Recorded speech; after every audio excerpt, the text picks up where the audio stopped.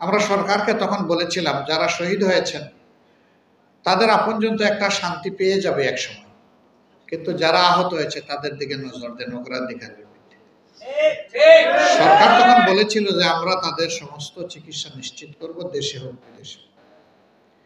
আমার জানা মতো দেশে কিছু চিকিৎসা দিলে ওইটা পর্যাপ্ত নয়, এবং বিদেশের ব্যাপারে এখনো বড় কিছু সরকার করতে পারে।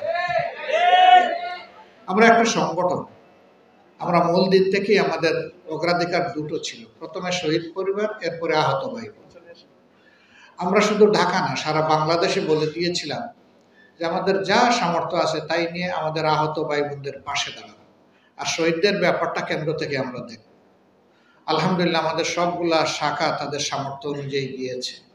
তারা যে বিশাল কোনো উপকার আপনাদের করতে পেরেছে তা না, বরঞ্চ আমরা আপনাদের পাশে গিয়ে কৃতজ্ঞ হয়েছি, ধন্য হয়েছি, যেতে পেরেছি, দোয়া চাইতে পেরেছি। এটা আমাদের সৌভাগ্য। আলহামদুলিল্লাহ আপনারা সুযোগ করে দিয়েছেন। একজন শহীদের বাড়িতে আমরা যাওয়ার জন্য অপেক্ষা করতে হয়েছে আমাদের প্রায় 14 দিন। তারা কাউকে এলাও করছে না। এরপরে তারা এলাও করলো, আমরা গেলাম।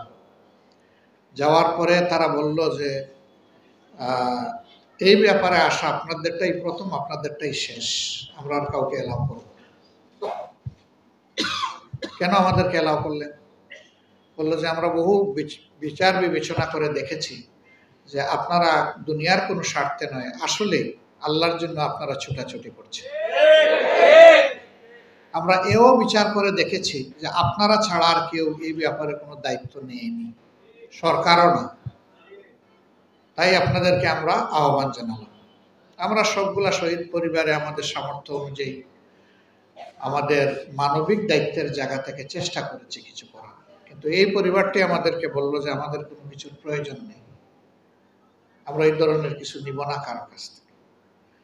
বললো যে আমার সন্তান তো আমার জন্য রুজি করে তার অ্যাকাউন্টে সে 24 লক্ষ টাকা রেখে গেছে। সে একজন ছাত্র, আউটসোর্সিং করতো, এই টাকা সে জমিয়েছে। তার টাকা দিয়ে এখন আমি আমার স্ত্রী দুইজন ইনশাল্লাহ আগামীকালকেই আমরা উমরায় যাচ্ছি। আমাদের প্রয়োজন নেই টাকা। এই টাকা দিয়ে যারা কষ্টে আছে তাদেরকে আপনারা সহযোগিতা করেন। তাদের এই আচরণ আমাদেরকে খুবই মুগ্ধ করেছে। ছেলেটার নামও মুগ্ধ। আল্লাহু আকবার। আবু সাইদ ছিলাম, এটাও ঠিক যে আমাদের আগে কেউ যায়নি। সেখানে যাওয়ার পরে তার মা বাপের মুখ দেখার সুযোগ আমাদের হয়েছে। একটা অতি গরিব ফ্যামিলি, একটাই সন্তান, তাদের উচ্চশিক্ষার একটু সুযোগ পেয়েছিল। বাকি কেউ, আমার ধারণা, আমি জিজ্ঞেস করি না এই লজ্জায়, তাদের অবস্থা দেখে মনে হয়েছে কেউ এসএসসি পাশ করেনি, এর নিচে সবার অবস্থা। সেই ছেলেটা গোটা দুনিয়াকে কাঁপায় দিল, সাহসিকতার সাথে ডানা মেলে দিল আর বুক পেতে দিল। সে আশা করেছিল যে তার দেশ তো তার বুকে গুলি মারবে না, কিন্তু একটা, দুইটা, তিনটা মারল, মেরে শেষ করে দিল ছেলেটাকে। এই ছেলের জন্য জাতি গর্বিত এবং আমরা কৃতজ্ঞ। আল্লাহ তাআলা এই ধরনের ছেলে, এই ধরনের মেয়ে বেশি বেশি করে আমাদের মাদের গর্বে জন্মদান করুন। এই বীরই আমাদের দরকার বেশি বেশি। এই পরিবার এখন জাতীয় সম্পদ। যত শহীদ পরিবার সবগুলো জাতীয় সম্পদ। কেউ কেউ দলের কতজন শহীদ হয়েছে বলেছেন, আমরা কিচ্ছু বলবো না।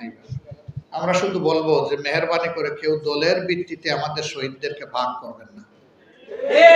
আমাদের শহীদরা আমাদের জাতীয় সম্পদ, তারা আমাদের জাতীয় বীর, এবং এইরকম যারা লড়াই করে আহত হয়েছেন তারাও আমাদের জাতীয়। কেউ দলীয় ভিত্তিতে ভাগ করবেন না। তাদের প্রতি আমাদের সকলের কর্তব্য, আর আমরা তাদের কাছে ঋণী। এটা যেন সবসময় আমাদের মনে থাকে।